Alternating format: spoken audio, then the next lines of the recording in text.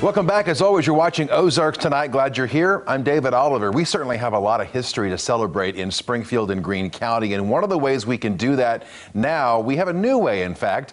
It's the History Museum on the Square. It's been down there for a few years, but now it's in a renovated space that's even larger than before. We're going to tell you more about it. We're joined by the Executive Director, John Sellers, with the History Museum on the Square. Good to see you, as always. Thank you. Good to be here. Thanks for coming in. You guys just recently moved from the Fox Theater back down to the Barth building, which has been a big, huge renovation project. Talk about how this all came to be. I know you went to the Fox in about 2014, you said, right? Yeah. Okay. Yeah, we have moved. We began as a bicentennial museum in 1976 in a little storefront on College Street.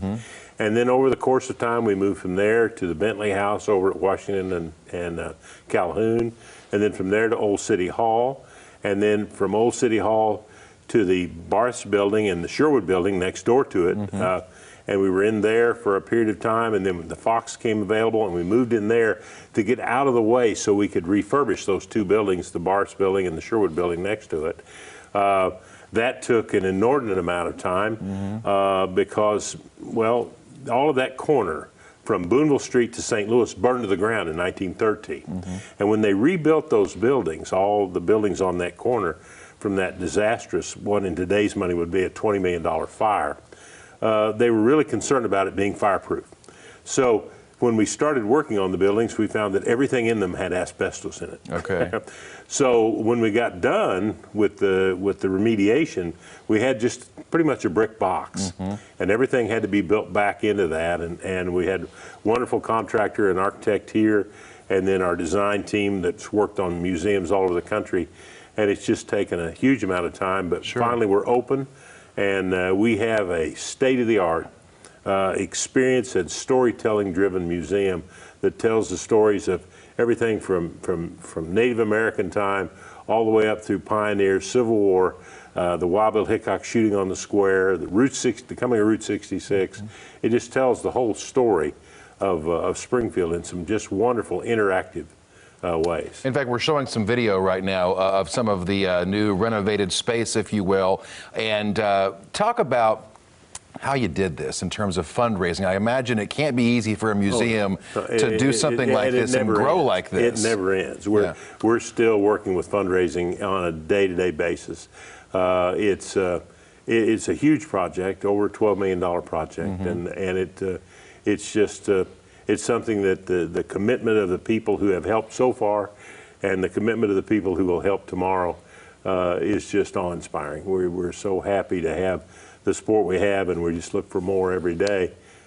Okay, what do people say when they come through and they see the new space? What are some of the reactions you're hearing? They're dazzled by it. I mean, when you think of a museum, a lot of people think of a museum very static, displays and a little card, and you read the little card and you go, that's nice, and you move on. This is nothing like that. Everything is told in a story format, and we have wonderful stories of this place. This community and this area has just tremendous stories, and we try to tell them in a way that's entertaining and try to tell them in a way that all age groups can really absorb and enjoy them. Everything from interactive video games where kids can go in and play a video game and they can travel from St. Louis to Springfield by horse and wagon, by railroad, or by car. Okay. And there are things they have to gather and things they have to avoid to make the trip a success. And at different points along the trip will pause, and factoids will come up and teach them different things and different items about travel in different periods of time. Okay. So you're learning all the time, even though you're playing a video game and enjoying yourself. I would assume with this expanded space, you're going to have more room to bring more people in, obviously, maybe different groups and schools and such. Absolutely. We're looking forward to really having a lot of school tours, a lot of activity like that. We've got a time machine. There's so many stories about the community that don't require even a gallery. There's not artifacts or anything that go with the story, but it's a fascinating story, like the Cobra Scare or Bonnie and Clyde coming through here and kidnapping a police officer and taking him to Joplin.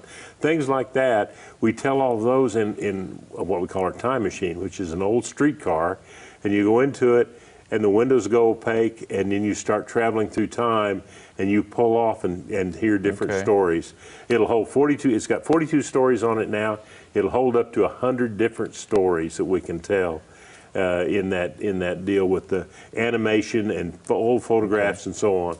I got excited when you said time machine. I thought, well, I could go back 20 years and 40 pounds maybe. But anyway, that's not going to happen. But I will say this. We want to let folks know that it's a really cool space down there on the square. It's right down there. You can't miss it. No. And the website is actually very easy to remember, too. We're going to put it up at the bottom of the screen. It's real long. It's long. I've already typed it out for this segment here. History Museum on the Square.org. Right. History Museum on the Square. And we're open 7 days a week. We're open 9 to 5, Monday through Saturday, and 1 to 5 on Sunday. Is there an admission charge?